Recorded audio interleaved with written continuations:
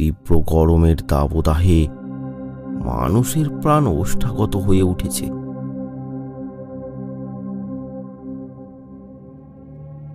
রৌদ্রের প্রখর তাপে যেন আগুনের বর্ষা ঝরে পড়ছে। গাছপালা পশু পাখি যেন অধীর আগ্রহে অপেক্ষা করছে এক ফোঁটা বৃষ্টির। চারিদিকে মাঠ ঘাট জলা জমি যেন জলের অভাবে নির্জীব হয়ে পড়েছে। সময়ের অন্তরালে বয়ে চলেছে উষ্ণ প্রবাহ।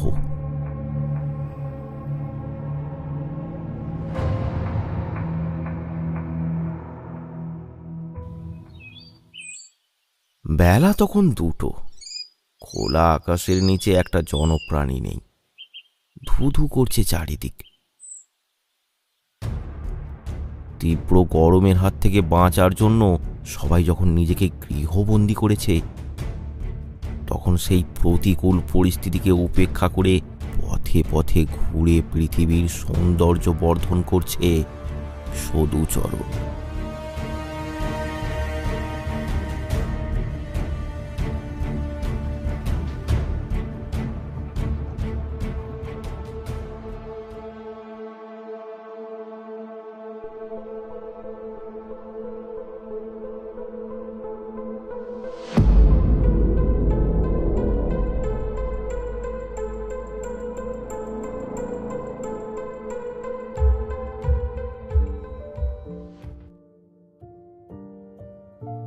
হ্যাঁ, সদুচরণ একজন যুবক ছেলে। রুগ্ন জীর্ণ শরীর নিয়ে এই তীব্র গরমকে উপেক্ষা করে পথ চলেছে। তার পিঠে একটা চটের বস্তা, তার মধ্যে ভরা আছে আমাদের মতো সভ্য মানুষদের কিছু অসভ্য কার্যকলাপের নমুনা। আমাদের পরিত্যক্ত বর্জ্য, যেমন বোতল ভাঙা, পাতা, গ্লাস আমরা যত্রতত্র ফেলে দিই, আর সেগুলো কুড়িয়ে বিক্রয় করেই জীবন চলে সদুচরণের। ছোটবেলায় বাবা মাকে হারিয়ে অনাথ হয়ে যায় সদু। তখন থেকেই তার এক দুঃসম্পর্কের পিসির কাছেই মানুষ হয় সদু। তাই বেঁচে থাকার তাগিদে ওই ছোটবেলা থেকেই তাকে কাজে লেগে পড়তে হয়। পিসি, পিসি, কই গো? কে রে? সদু, সদু এলি নাকি রে? হ্যাঁ গো, একটু জল দাও, হাত মুখ ধোবো। দাঁড়া, আসছি।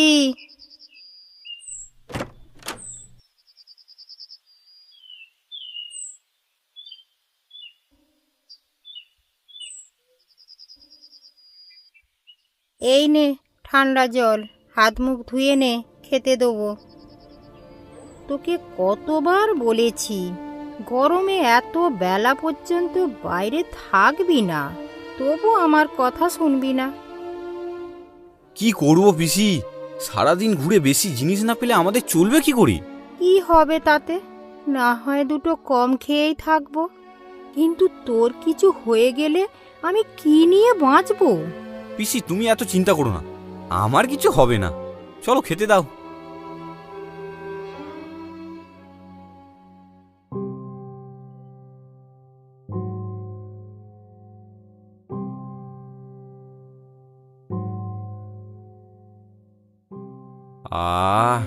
শরীরটা জুড়িয়ে গেল। পিসি আমি একটু শুলাম, বিকালে ডেকে দিও। মালগুলো বেচে টাকা নিয়ে চাল আলু কিনে আনবো। এইভাবেই জীবন চলতে লাগলো সদুচরণের। কষ্ট করে চললেও তার মনে সব সময় থাকতো আনন্দ, মুখে একগাল হাসি।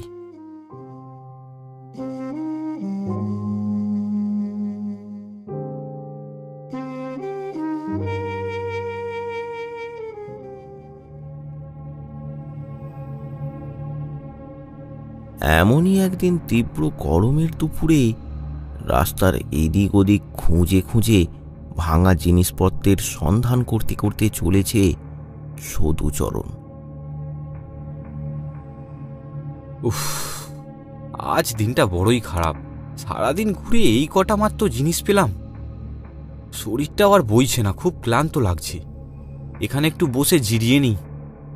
ভাবতে ভাবতেই সামনে একটা বড় বর্জ্যের স্তূপ চোখে পড়ল। সেখানে এগিয়ে গেল সদু।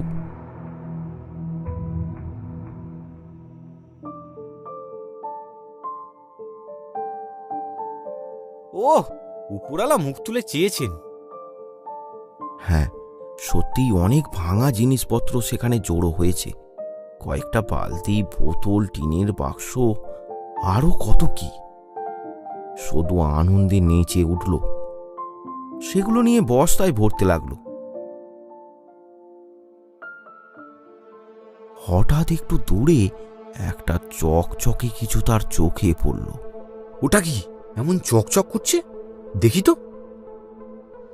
আবর্জনা সরিয়ে দেখল একটা ছোট কৌটো, তামাটে রঙের। সদু সেটা কুড়িয়ে নিল। সেটাকে দেখে সে খুব খুশি হলো। এটার জন্য সে আজ অনেক টাকা পাবে। এখন একটু বিশ্রাম নেওয়া যেতে পারে। একটা গাছের নিচে বসে শরীরটা এলিয়ে দিল সদু। ঠান্ডা মনোরম বাতাস বইছে। শরীরটা জুড়িয়ে গেল। ধীরে ধীরে চোখ বুজে এলো তার। কিছুক্ষণ পর তার মনে হলো হাওয়াটা ঝড়ে রূপান্তরিত হয়েছে। হঠাৎ গাছটা যেন একটু নড়ে উঠল। ঘুম ভেঙে গেল সদু। সে চোখ খুলে উঠে বসল। এই তীব্র গরমে হঠাৎ এই ঝড় সদুকে চিন্তিত করে তুলল। এমন সময় তার চোখ গেল তার বস্তাটার দিকে। বস্তাটা যেন মাঝে মাঝে নড়ে উঠছে। ঝোড়ো হাওয়ার কারণে কি? না, তা কি করে হবে? বস্তাটার ভেতরে কিছু আছে কি? কৌতূহলবশত বস্তাটা টেনে তার ভেতর থেকে সব জিনিসপত্র মাটিতে ঢেলে ফেলল। বস্তার মধ্যে তো এমন কিছু নেই। তাহলে কি করে বস্তাটা এমন নড়ছিল? এমন সময় তার চোখটা গেল সেই কৌটোটার দিকে। সে দেখল কৌটোটা যেন মাঝে মাঝে একটু একটু করে নড়ে উঠছে।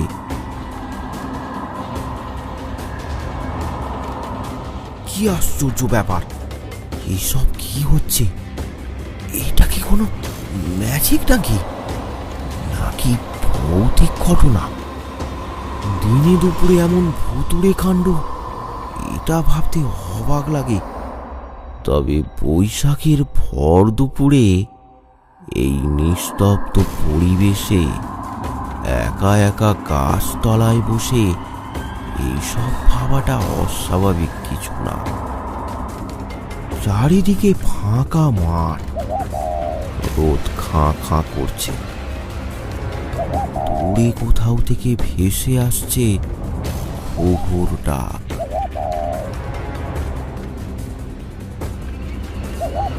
একটু কষ্ট করেই ভয়কে অবশেষে জয় করে সদু। কৌটোটা হাতে তুলে নেয়। কৌটোটা দেখে তার মনে হলো কৌটোর ভেতরে কি আছে তা যদি একবার খুলে দেখা যায়। যদি তার ভেতরে কোনো মূল্যবান জিনিস থাকে। যেমন ভাবা তেমন কাজ। অতি উৎসাহের সাথে সে কৌটোটা খোলার চেষ্টা করতে লাগলো। অনেক দিনের পুরানো কৌটো, তাই ঢাকনাটা খুব শক্ত হয়ে আছে। অনেক কসরতের পর ঢাকনাটা অবশেষে খুলে গেল। সাথে সাথে কৌটো থেকে বেরিয়ে এলো একটা কালো ধোঁয়ার কুণ্ডলী। আর তার সাথে শুরু হলো একটা ঝোড়ো হাওয়া। বাতাসে একটা তীব্র পোড়া গন্ধ ছড়িয়ে পড়েছে। সদুচরণ তাড়াতাড়ি কৌটোটা বন্ধ করে দিল।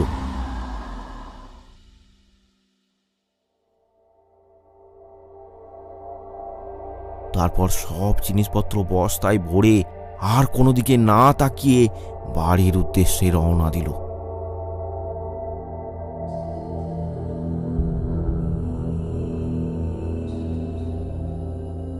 বাড়ি ফেরার সময় একটা মাঠের রাস্তা পড়ে, আর সেই রাস্তার পাশে বহুদিনের পুরানো একটা শ্মশান আছে।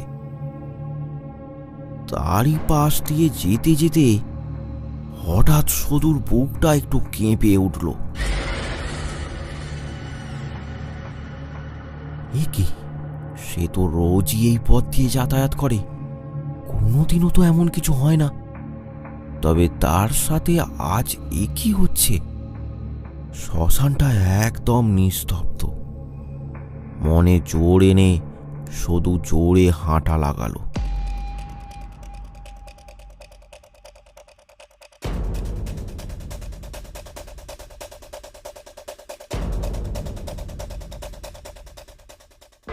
সদুচরণের বাড়িটা গ্রামের একেবারে শেষ প্রান্তে, মাঠের ধারে।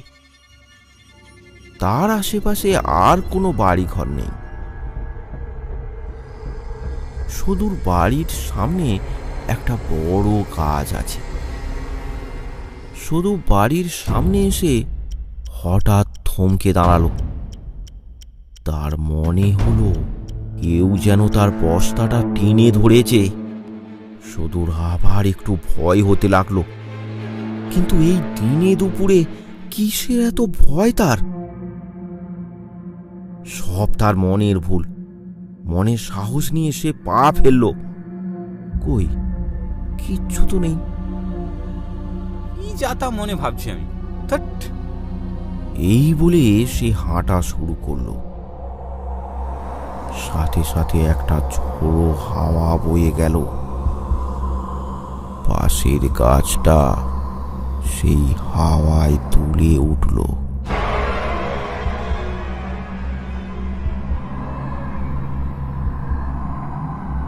দূর, ওসব কিছুই না।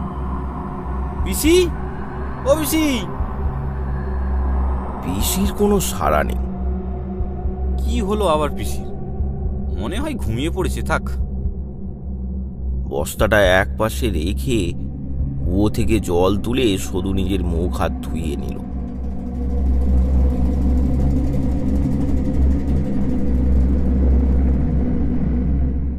তারপর ভেতরে চলে গেল।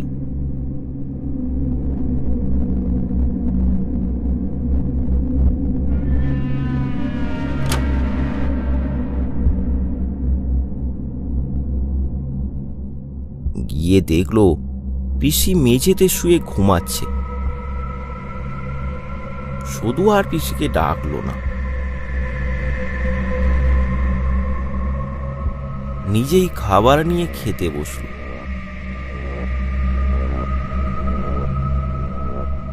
তারপর খাওয়া দাওয়া সেরে বিছানায় শুয়ে পড়ল। আজ গরমটা বড্ড বেশি, তাই সে খুবই ক্লান্ত হয়ে পড়েছে। তাই শোয়া মাত্রই গভীর ঘুমে আচ্ছন্ন হয়ে পড়ল সদু।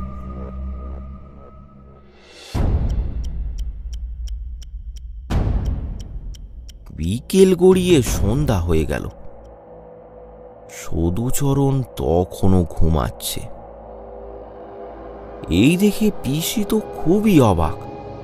সধু, সধু, বাবা সধু, উঠে পড়, সন্ধ্যা হয়ে গেল।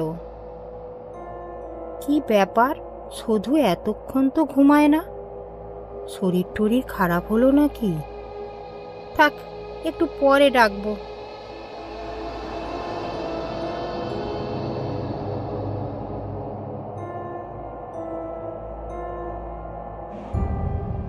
সন্ধ্যা 7টা বেজে গেল।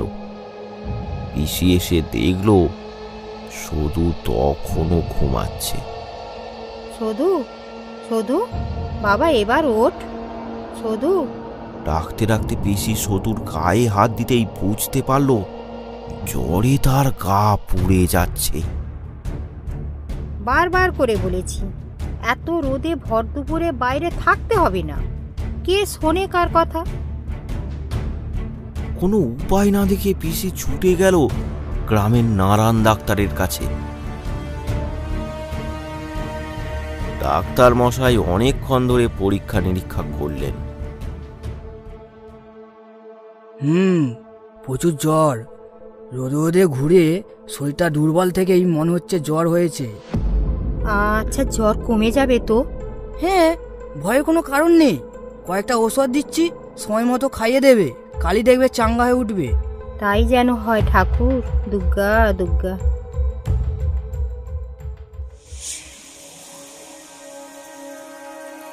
পিসির মন এখন খুবই খারাপ।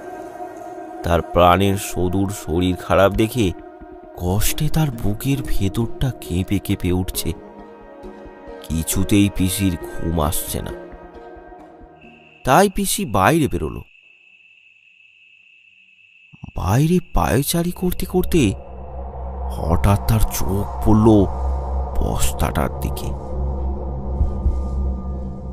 যা, বস্তাটা এখানেই পড়ে আছে। না, তুলে রাখি, রাতে যদি বৃষ্টি হয়। এই ভেবে পিসি বস্তাটা তুলে নিয়ে বাড়ির দাওয়ায় রাখল। কিন্তু বস্তাটা তুলতেই পিসির মনে একটা খটকা লাগলো। বস্তাতে তো বেশি জিনিস নেই, তাহলে এত ভার কিসের? ভারী কিছু জিনিস আছে কি? বস্তার ভিতরে কি আছে এটা তার দেখার ইচ্ছে হলো।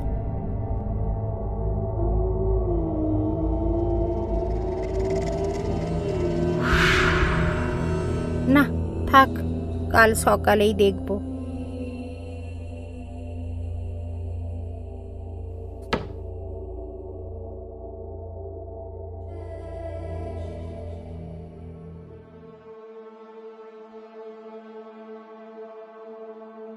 সকাল হতেই পিসির ডাকে ঘুম ভাঙল সদুর।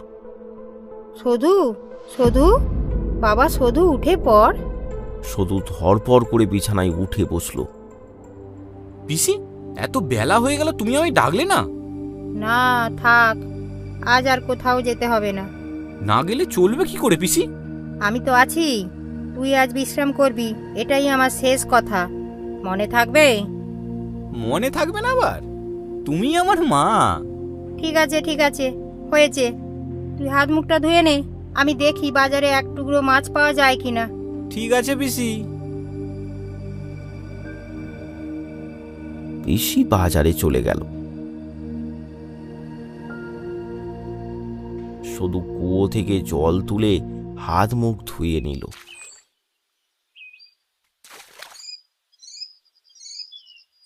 যা, বস্তাটা এখানে পড়ে? কাল মালগুলো দিয়ে আসা হলো না। পিসি আসুক, আজ দিয়ে আসবো। হ্যাঁ, সেই কৌটোটা দেখতে হবে। এই ভেবে সে বস্তাটার সামনে গেল।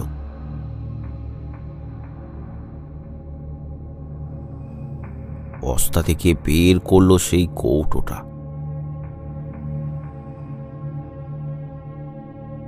কৌটোটা হাতে নিতেই সে অনুভব করলো সামনের গাছটা যেন একটু দুলে উঠল।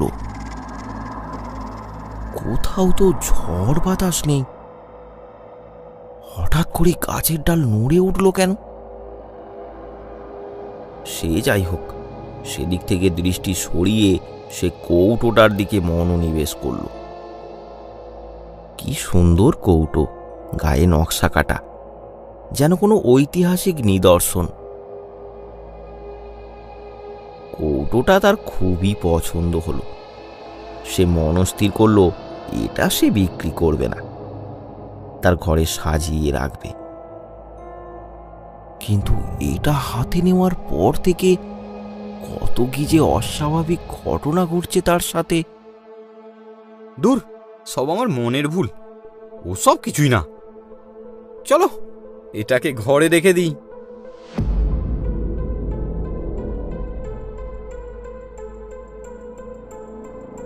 ঘরের ভেতর একটা তাকের ওপর কৌটোটা রেখে দিল।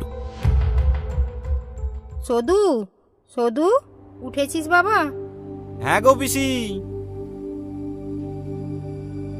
তুমি এক্ষুনি চলে এলে?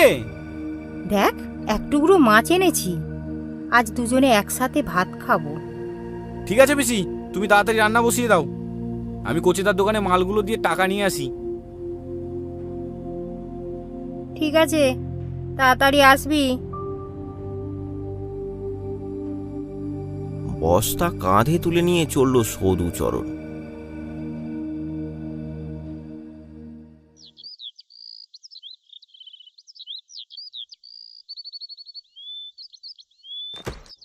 এই নাও দাদা, কালকের মাল।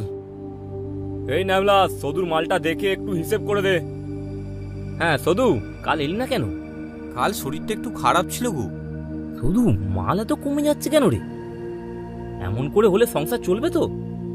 কি করব দাদা, ভাগ্যই খারাপ। এই গ্রামে গ্রামে ঘুরে আর হয় না।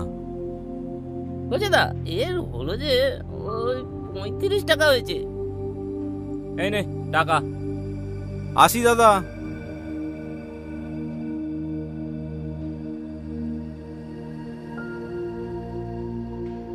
সত্যিই তো, এইভাবে আর কতদিন চলবে?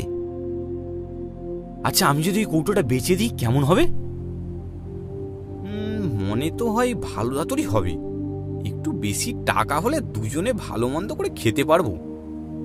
কাল এসে দিয়ে যাব। এই মনস্থির করে সে জোরে জোরে হাঁটতে লাগলো। উফ, ছেলেটা সেই কখন গেছে, এখনো আসার নাম নেই। হ্যাঁ, এটা কোথা থেকে এলো? বাহ, খুব সুন্দর তো জিনিসটা। ভেতরে কি আছে খুলে দেখবো একবার।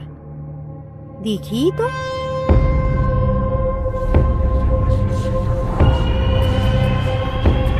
পিসি, পিসি, কই গো? ও, এসে গেছিস?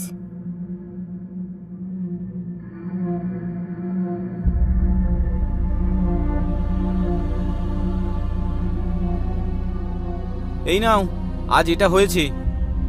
ঠিক আছে, হাত মুখ ধুয়ে আয়, খেতে দেবো। অনেকদিন পর দুজনে একসাথে খাওয়া দাওয়া করলো।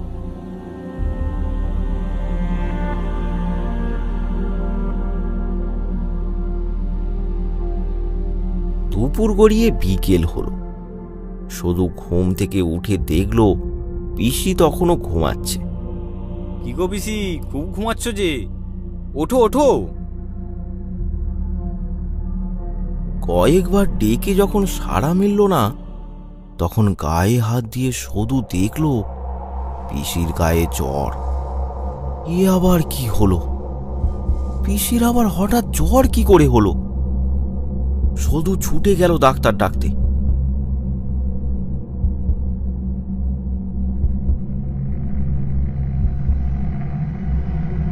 ডাক্তার আসলো। ডাক্তারবাবু এসে পরীক্ষা নিরীক্ষা করে ঔষধ দিল। শুধু যত্ন সহকারে পিসিকে ঔষধ খাওয়ালো। তারপর সে পিসির পাশেই বসে রইল। বিকেল গড়িয়ে সন্ধ্যা, সন্ধ্যা গড়িয়ে রাত হলো। তবুও পিসির জ্বর একটুও কমল না। শুধু সারা রাত জেগে বসে রইল। তার মনে একটা খটকা লাগলো। কাল তার নিজের জ্বর হলো, আজ আবার পিসির। আর কালই তো সে কৌটোটা পেয়েছে। আর তারপর থেকেই এই সব আজব আজব ঘটনা ঘটছে। তাহলে কি এটা কোনো ভুতুড়ে সংকেত? সে যুবক বলে তাকে কাবু করতে পারেনি, আজ আবার পিসির ওপর ভর করেছে। 7-5 ভাবতে ভাবতে তার মাথা ভার হয়ে উঠল। ঘুমে ঢলে পড়ল সদু।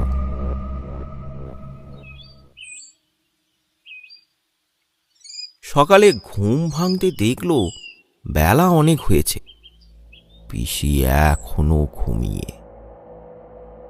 গায়ে হাত দিয়ে দেখল জ্বর একটুও কমেনি। মনের সন্দেহকে সত্যি ভেবে সে গেল তাদেরই গ্রামের এক ওঝা ঝোড়ো বাবুর কাছে।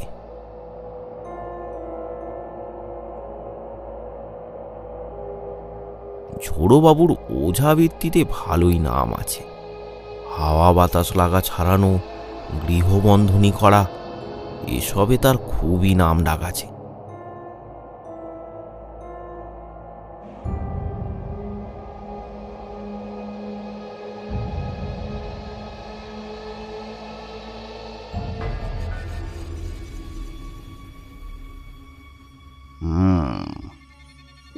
দিক তো খুব একটা ভালো ঠিকছে না রে।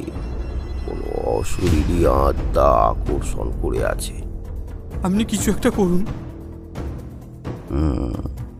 করতে তো হবে, কিন্তু আশেপাশে তো কাউকে দেখতে পাচ্ছি না। এই একটা মন্ত্রপ্রুত শিকড় দিচ্ছি, বালিশের তলায় রেখে দিবি। আশা করি ওই অশরীরী আত্মার প্রকোপ কেটে যাবে। আমি এখন আসি রে। এই বলে ওঝা চলে গেল।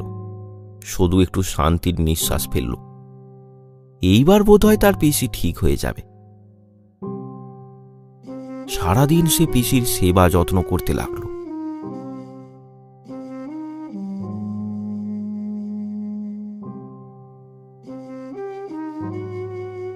দিন গড়িয়ে রাত হলো, কিন্তু জ্বর তখনও একটুও কমেনি। শুধু কষ্টে ফুঁপিয়ে ফুঁপিয়ে কেঁদে উঠল। তখন তার মনে হলো এই সব কাণ্ড হচ্ছে তার ওই কৌটের জন্য। সেই তো ওই কৌটোটা কুড়িয়ে এনেছিল, তার জন্যই আজ তার পিসির এই অবস্থা। এই সবের জন্য সে নিজেকে দায়ী করতে লাগলো। সে মনে মনে ভাবলো, কৌটোটা যখন সে খুলেছিল তখন একটা কালো ধোঁয়া বেরিয়ে গিয়েছিল। তাহলে কি? সে কথা ভাবতেই তার সারা শরীর শিহরিত হয়ে উঠল। যদি তাই হবে, তাহলে তো সে তার বন্দি জীবন থেকে মুক্তি পেয়েছে। এখনো কেন সে ক্ষতি করতে চায়? তাহলে কি সে কৌটোটা ফেরত পেতে চাইছে? হ্যাঁ, মনে হয় তাই। তা না হলে এমন কেন হবে? যদি তাই হয়, তাহলে এক্ষুনি আমি ওই কৌটো ফেলে দিয়ে আসবো রাতের অন্ধকারে।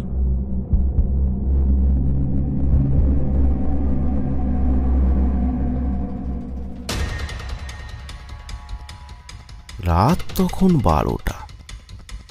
শুধু কৌটোটা নিয়ে বেরিয়ে পড়ল। গ্রীষ্মের রাত, ফুরফুরে হাওয়া বইছে, আকাশ একদম পরিষ্কার। দূর থেকে ভেসে আসছে পেঁচার ডাক। ভয় লাগলেও মনে সাহস নিয়ে চলতে লাগলো শুধু। সে ঠিক করেছে ওই মাঠের শ্মশানের কাছেই কৌটোটা ফেলে দিয়ে আসবে। তাই সে এগিয়ে চলেছে সেই দিকে। মাঝে মাঝে মনে হচ্ছে কেউ যেন তার পিছু করছে, কিন্তু কোনো কারণে সে তার কোনো ক্ষতি করতে পারছে না।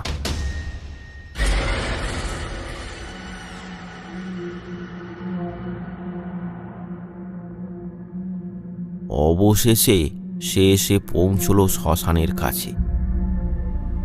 চারপাশে কালো অন্ধকার। আর এক মুহূর্ত দেরি না করে শুধু কৌটোটা দূরে ছুঁড়ে ফেলে দিল। তারপর কোনো দিকে না তাকিয়ে হাঁটা লাগালো বাড়ির দিকে। কৌটোটা উঠতে উঠতে একটা গাছে গিয়ে লাগলো। তারপর ঢাকনা খুলে দুদিকে ছিটকে পড়ল। সেই মুহূর্ত থেকে সদুচরণ অশরীরীর কবল থেকে মুক্তি পেলেও সেই রাত থেকে গ্রামের ওপর নেমে এলো এক অভিশপ্ত কালো ছায়া।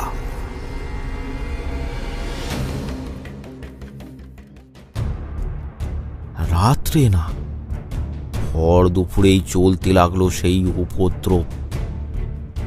পরদিনই দুপুরে গ্রামের একজন লোক কালীপদ মাঠ থেকে কাজ সেরে বাড়ি ফিরছিল। বেলা তখন 1টা হবে। শ্মশানের পাশ দিয়ে যাচ্ছে তখন দেখলো একটু দূরে গাছের নিচে বসে একটা ছেলে কাঁদছে। বাচ্চা ছেলে বলেই তার মনে হলো। মুখ নিচু করে বসে আছে, তাই মুখটা দেখা যাচ্ছে না। কি রে খোকা, ওখানে বসে কাঁদছিস কেন? কি হয়েছে?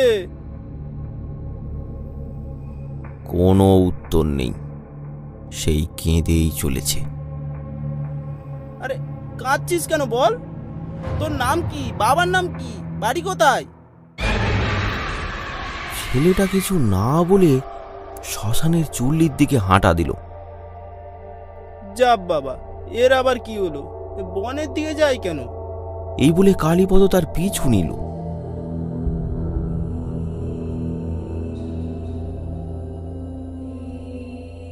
খানিকটা গিয়ে সে দেখল ছেলেটা শ্মশানের চুল্লির পেছনের ঝোপের মধ্যে ঢুকে পড়ল। কালীপদর খুব রাগ হলো। এইটুকু বাচ্চা তার এত রাগ? দাঁড়া, কোথায় যাবি তুই? এই বলে সেও ওই ঝোপের পেছনে গেল।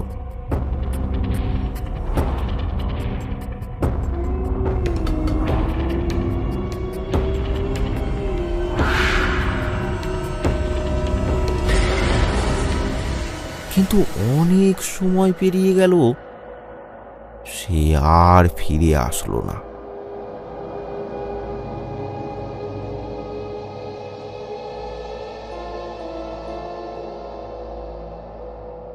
দুপুর গড়িয়ে বিকেল হলো, কালীপদ আর বাড়ি ফেরে না। তার খোঁজ শুরু হলো। অনেক খোঁজাখুঁজির পর তাকে পাওয়া গেল। শ্মশানের পাশে অজ্ঞান অবস্থায় পড়ে আছে।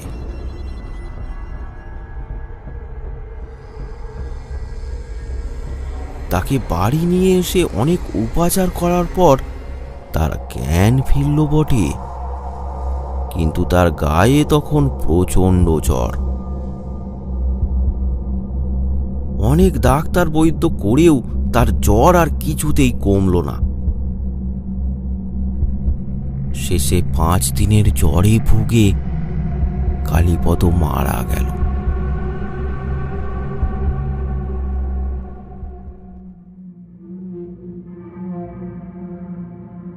সারা গ্রামের কাছে কালীপদর জ্বরের কারণটা অজানাই রয়ে গেল।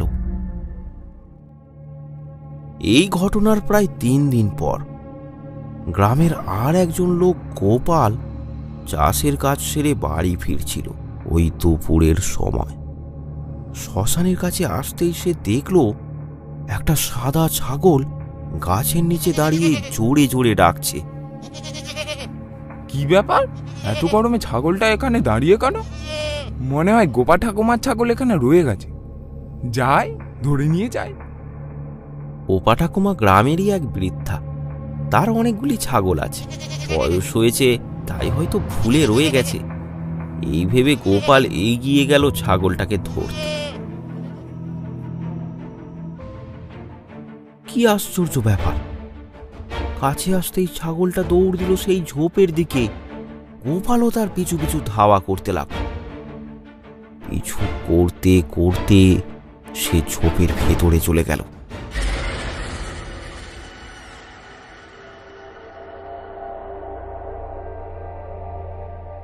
সময় পেরিয়ে চলল, কিন্তু গোপাল আর ফিরল না। পরে দেখা গেল সেই একই ঘটনা, ঠিক যেমনটা হয়েছিল কালীপদর সাথে। সারা গ্রামে হইচই পড়ে গেল। একের পর এক দুটো ঘটনা ঘটে গেল গ্রামের মধ্যে। গ্রামের মানুষ খুব ভয় পেয়ে গেল। এসব কি ঘটে চলেছে তাদের সাথে? কেউই কিছু বুঝতে পারল না। কিন্তু ব্যাপারটা সদুর কাছে খুব অচেনা নয়। সেদিন রাত্রে কিছুতেই ঘুম আসছিল না সদুর। শুধু বারবার নিজেকে দোষারোপ করছিল সে। যদি এই সব কাণ্ডের কারণ ওই কৌটোটা হয়, না, তাহলে কখনোই সে নিজেকে ক্ষমা করতে পারবে না। কিন্তু ব্যাপারটা আসলে কি সেটা তাকে জানতেই হবে। গ্রামের সব লোকই এখন ওই শ্মশানের ধার দিয়ে যাওয়া বন্ধ করে দিয়েছে, কিন্তু যারা মাঠে যাবে তাদের তো কিছুই করার নেই। তাই তারা দিনের বেলাতেও দল বেঁধে যাতায়াত করতে লাগলো।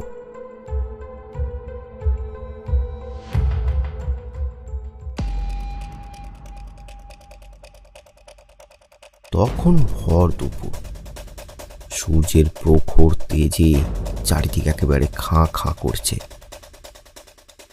সধুচরণ একাই চলল শ্মশানের দিকে। ব্যাপারটা তাকে জানতেই হবে। সে ঠিক করলো সে কিছুক্ষণ অপেক্ষা করবে শ্মশানের কাছে। কি হয় তা সে দেখবে।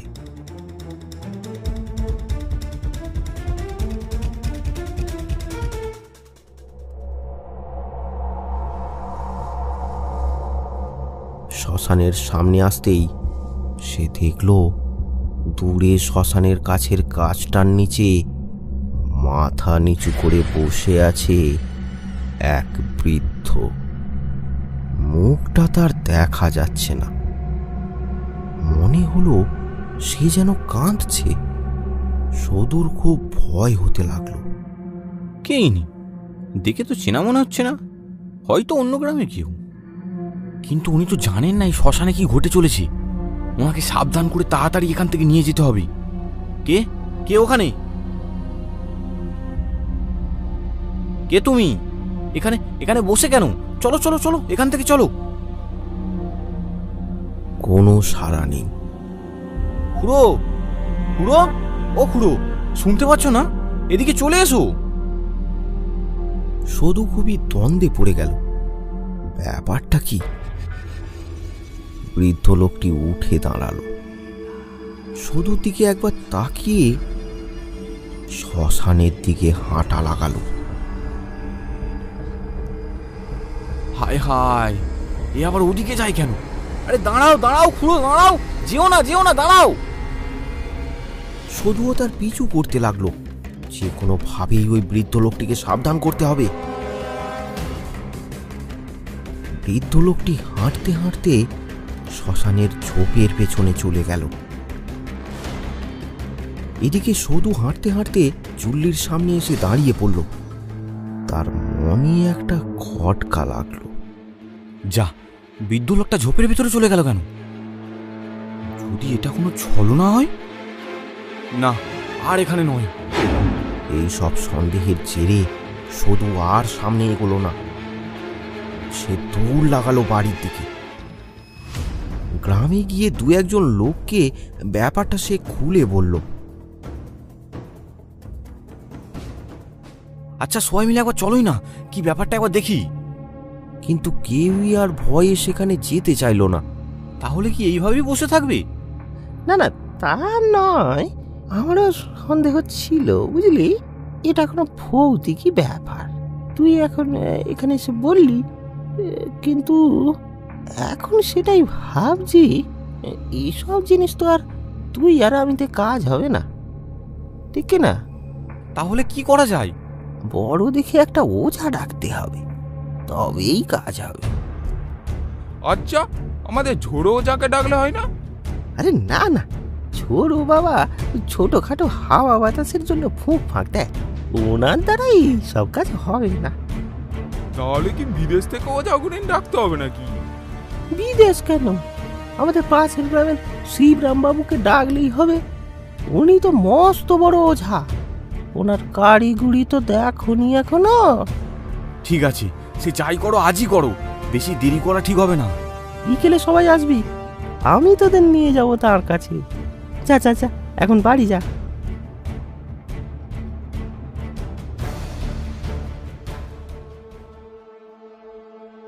যথারীতি বিকেলে কয়েকজন রওনা দিল পাশের গ্রামের শিবরাম বাবুর কাছে। তিনি তখন বাড়ির বাইরে বসে তামাক খাচ্ছিলেন। সবাই ব্যাপারটা তাকে খুলে বলল।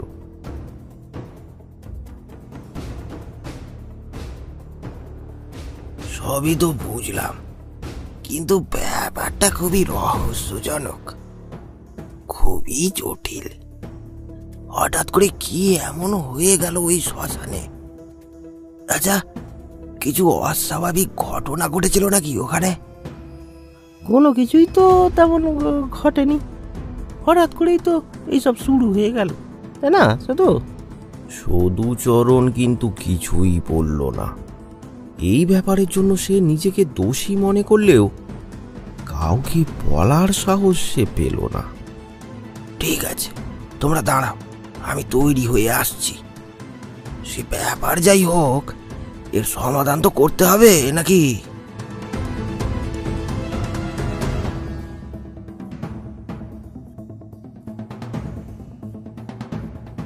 শিবরামবাবু তৈরি হয়ে চলে এলেন, কাঁধে তার ছোলা, হাতে কোমণ্ডুলি। চলো চলো চলো এবার।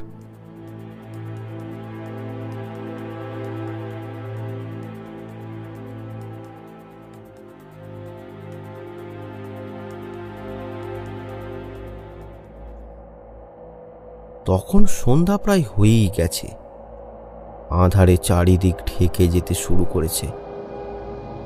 তারা সবাই এসে পৌঁছল সেই শ্মশানের কাছে। পরিবেশটা একদম নিস্তব্ধ। কি বুঝছেন শিবরাম বাবু?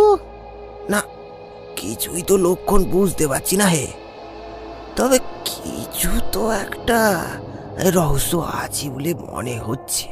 তাহলে এখন কি করবেন?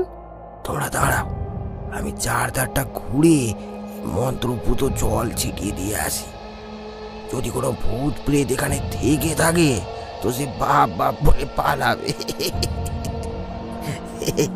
আসি, হ্যাঁ, দাঁড়াও, তোমরা এখানে দাঁড়াও। শিবরাম শাস্ত্রী চলে গেলেন চারিদিকে মন্ত্রপুত জল ছড়াতে। বাকিরা সবাই সেখানেই দাঁড়িয়ে রইল। কিছুক্ষণ পর অন্ধকারে শিবরাম বাবুকে আর দেখা গেল না। আচ্ছা, এতেও যদি না কাজ হয়? কাজ হবে না মানে? শিবরাম বাবুকে তোরা ভালো করে চিনিস না রে। বাঁচাও বাঁচাও বাঁচাও বাঁচাও।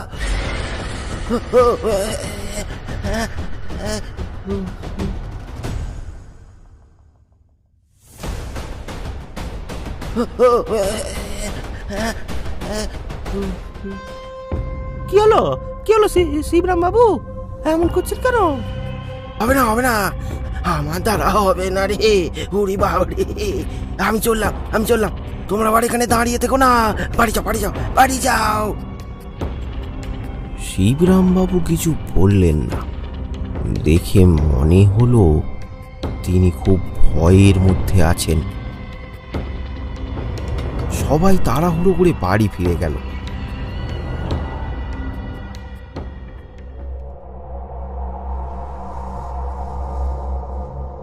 এদিকে সদু খুব দুশ্চিন্তায় পড়ল। আজ তারই একটা ভুলের জন্য গ্রামে এত বড় একটা সংকট নেমে এসেছে। কি করবে সে কিছুই বুঝতে পারল না। সারা রাত বিছানায় শুয়ে এপাশ ওপাশ করতে থাকে, ঘুম আর আসে না। কি করা যায় ভেবে ভেবে সে ঠিক করলো পিসিকে ব্যাপারটা বলবে। পিসি কোনো উপায় না দিতে পারলেও কথাগুলো বলে মনটা তো শান্ত হবে।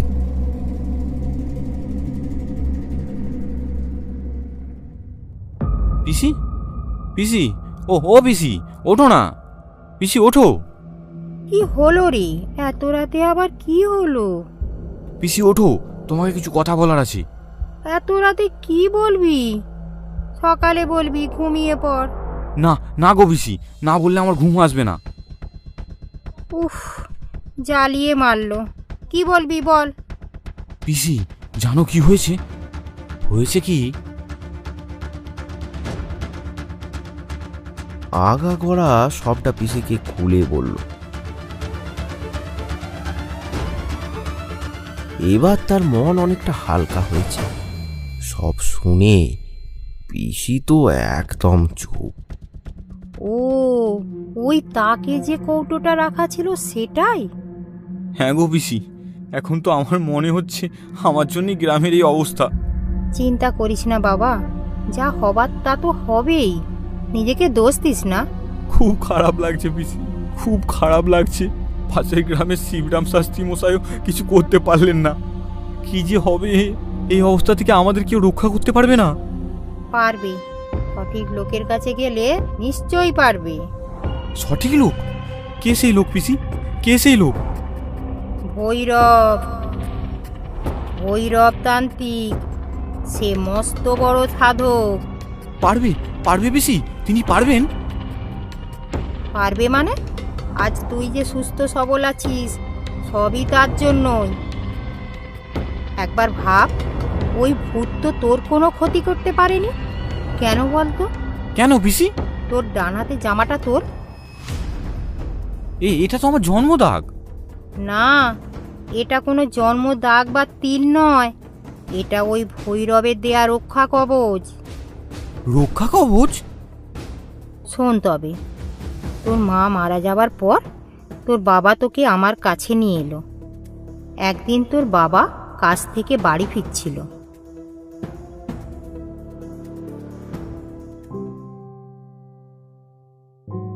উফ, কি প্রচন্ড রোদ, গাছের নিচে একটু জিরিয়ে নি।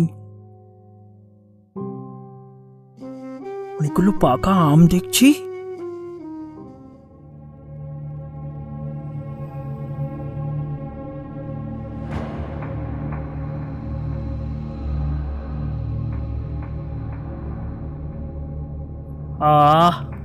আমটা হেভি মিষ্টি রে দিদি, একটু খেয়ে দেখবি? না, এই তো দুটো আম, তুই খা, আমার শুধু সোনা খাবে। সেই দুপুর থেকেই তোর বাবার প্রচণ্ড জ্বর। অনেক ডাক্তার ভর্তি করেও দুদিন পর এক ফোঁটাও জ্বর কমল না। তারপর ভুতুড়ে ব্যাপার ভেবে ওঝাকে খবর দেয়া হলো, কিন্তু 3 দিনের দিন যখন ওঝা এলো তখন সব শেষ।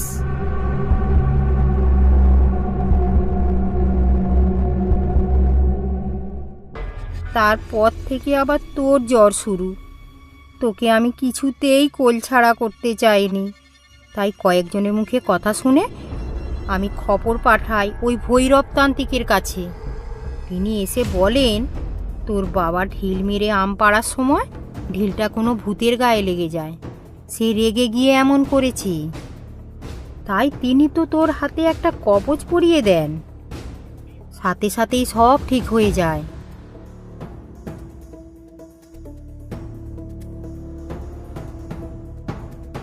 কিন্তু ছোটবেলায় খেলার ছলে তোর হাত থেকে তাবিজটা খুলে গেলেই আবার ওই ভূত তোকে এসে ধরত। তাই একদিন ওনার কাছে গিয়ে ব্যাপারটা বললাম। এটা খুবই একটা গভীর সমস্যা। ঠিক আছে, এবারে এমন একটা রক্ষা কবচ দেবো যা ওর সাথে সারা জীবন থাকবে। কিন্তু বাবা, একটু কষ্ট সহ্য করতে হবে তোমায়। পারবে তো বাবা?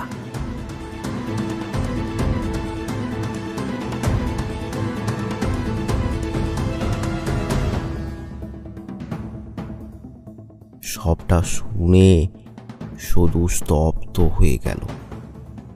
তাহলে আমার বাবা ওই ভূতের কবলে পড়েই মারা গেছে? পিসি, আমি এর শেষ দেখতে চাই। ওই ভৈরবতান্ত্রিক কোথায় থাকে আমায় বলো। ভৈরব থাকতো ওই গাজীপুরে, ওই গাজীপুরে শ্মশানে। ঠিক আছে, সকাল হলেই আমি রওনা দেব।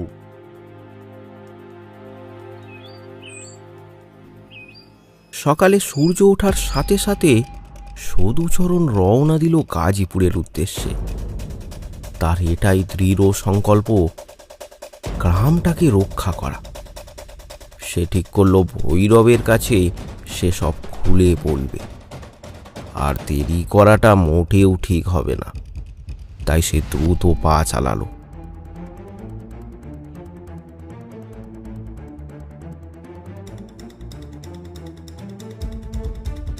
তখন বেলা 10টা।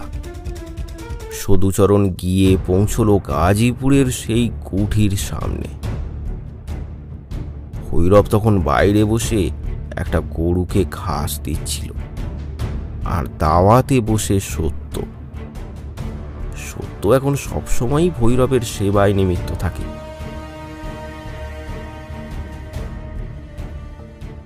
সদুচরণ সেখানে গিয়ে বলল, আচ্ছা, এটাই কি গাজীপুরের শ্মশান? হ্যাঁ, এটাই গাজীপুরের শ্মশান। বলুন কি প্রয়োজন? ভৈরবতান্ত্রিক কোথায় বলতে পারেন? ওই তো উনিই ভৈরব।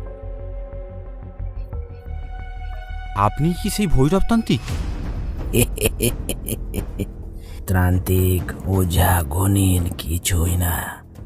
আমি ভৈরব, আমি মাতৃ সাধক ভৈরব। ওহ, আপনার দর্শন পেয়ে আমি ধন্য। খুব বিপদে পড়েছি, আমায় সাহায্য করুন। আচ্ছা ঠিক আছে, এত তাড়াহুড়ো করো না, শান্ত হয়ে বসো। তাড়াহুড়ো হলো শয়তানের কাজ। ওখানে বসো, আমি আসছি।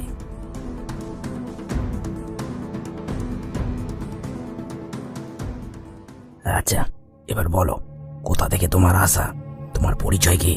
আগে আমার নাম সদুচরণ, আমার বাড়ি। পরিচয় পেয়ে ভৈরব সদুকে চিনতে পারল।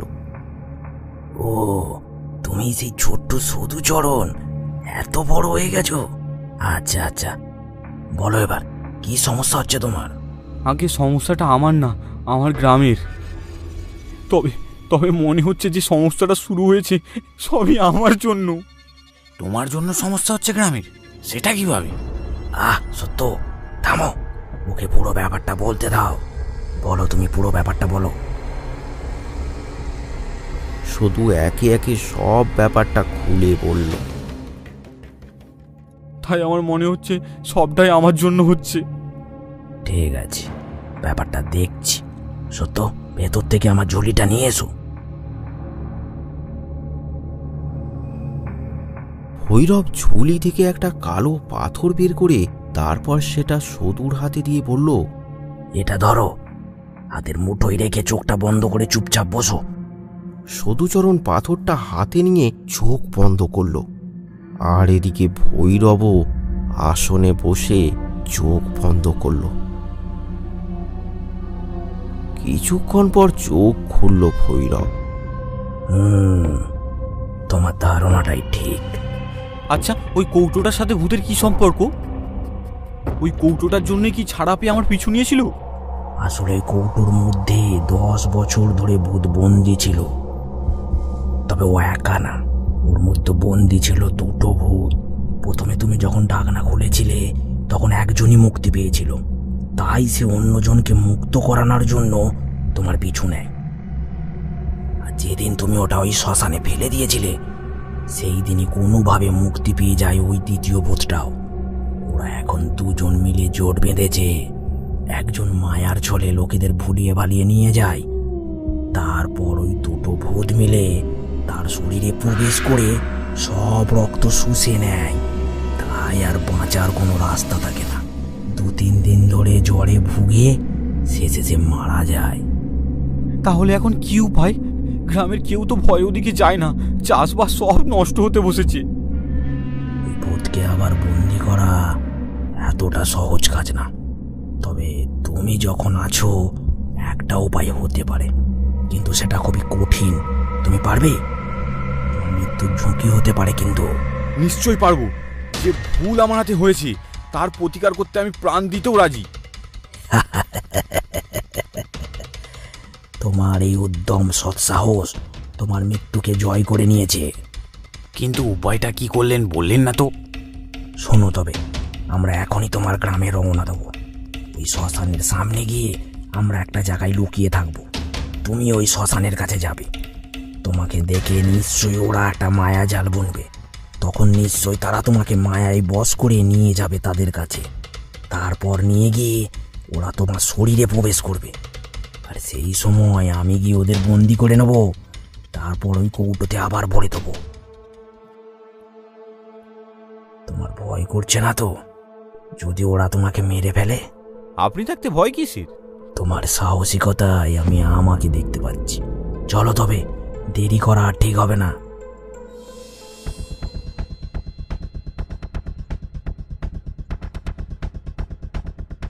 সত্যকে সাথে নিয়ে ভৈরব বেরিয়ে পড়ল। সদু পথ দেখিয়ে সামনে সামনে চলতে লাগলো।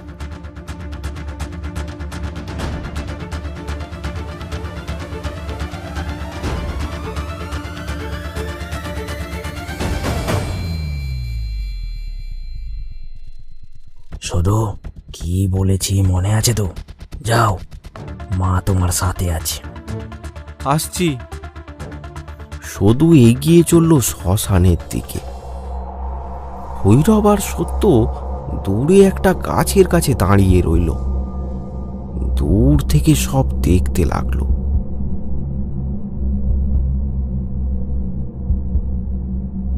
সদু মনে ভরপুর সাহস নিয়ে এগিয়ে চলল। আজ তার মরণের ভয় নেই, কারণ সে চলেছে তার ভুলের সমাধান করতে। তবে চিন্তা তো তার পিসিকে নিয়ে।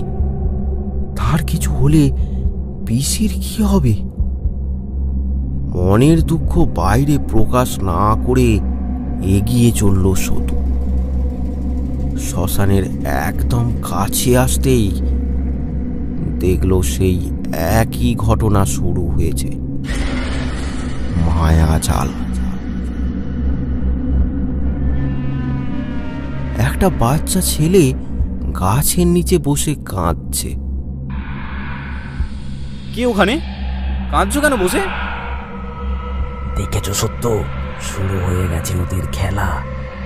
আমার তো খুব ভয় করছে। দিনে দুপুরেও তোমার এত ভয়? কি হলো? কিছু উত্তর দিচ্ছ না? ছেলেটা একইভাবে উঠে সেখান থেকে চলে যেতে লাগলো সেই ঝোপের দিকে। ভৈরবের কথা মতো সদুও চলতে শুরু করলো তার পিছু পিছু। চলতে চলতে সদু চুল্লির সামনে এসে দাঁড়ালো। সেই ছেলেটি ঝোপের মধ্যে ঢুকে গেল। আচ্ছা, ওইটুকু ছেলেকে কি এমন কাজ দেওয়া ঠিক হয়েছে?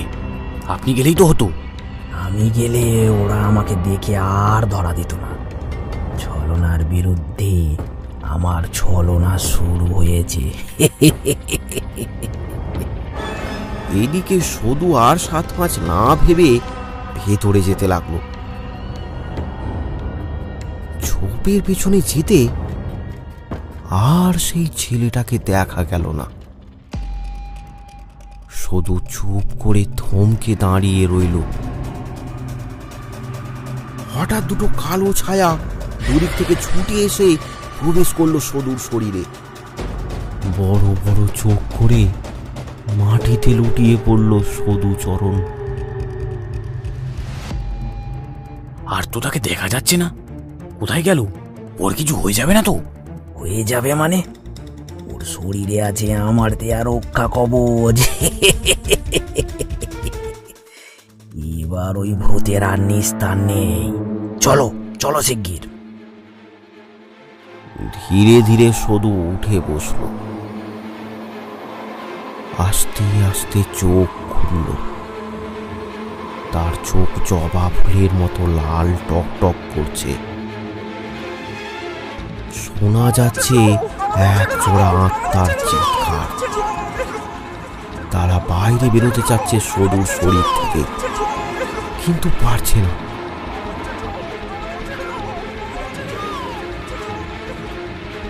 সত্য, এখানে আশেপাশে কোথাও ওই কৌটোটা পড়ে আছে। ওটাকে তাড়াতাড়ি খুঁজে নিয়ে এসো। ভৈরব দাঁড়িয়ে দাঁড়িয়ে দেখতে লাগলো সেই দৃশ্য।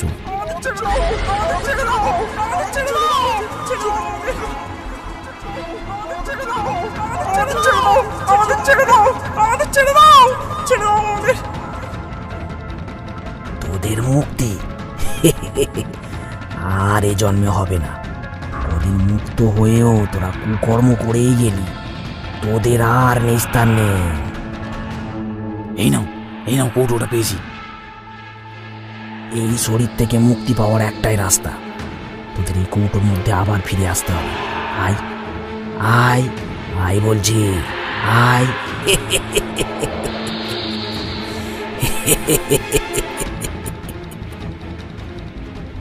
চারিদিকের পরিবেশ একদম শান্ত হয়ে গেছে। ধীরে ধীরে সদু উঠে দাঁড়ালো। সদুচরণ, তুমি তুমি ঠিক আছো তো? হ্যাঁ হ্যাঁ হ্যাঁ, আমি ঠিক আছি, আমি ঠিক আছি। সদু, তোমার সমস্যার সমাধান হয়ে গেছে। খুশি তো? চলো এবার এই কৌটোটা আমায় সঠিক জায়গায় পৌঁছাতে হবে। আপনি সত্যিই ধন্য। ভৈরব বাবার জয়, জয় ভৈরব বাবার জয়। আরো ভয়ানক গল্প পেতে আমাদের চ্যানেলটি সাবস্ক্রাইব করুন আর কমেন্ট করে জানাতে ভুলবেন না গল্পটি কেমন লাগলো।